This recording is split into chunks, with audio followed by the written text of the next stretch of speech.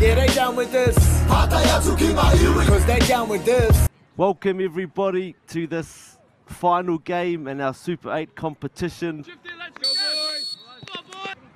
Despite this being their 5th game in 3 days, they're giving it all they've got.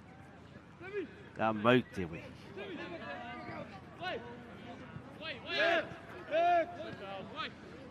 Another chance here for Kirikiriroa, and we've got our first goal. Kora!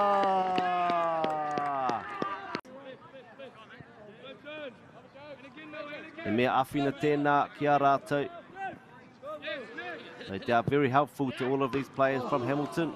And you see a great shot on goal there. Josh, deliver. Josh, go more. Good touch. Move it, move it. Well done, Josh, well done. Good, Will, well done, Will, well done. Well done, Will, go full. Back, back. William. Ash! Play the ball.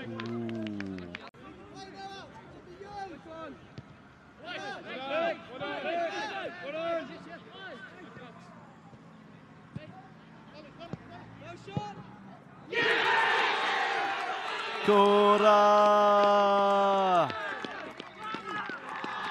Ahua oriti tērā ki te kora tuatahi, very similar to the first goal. Nice work here.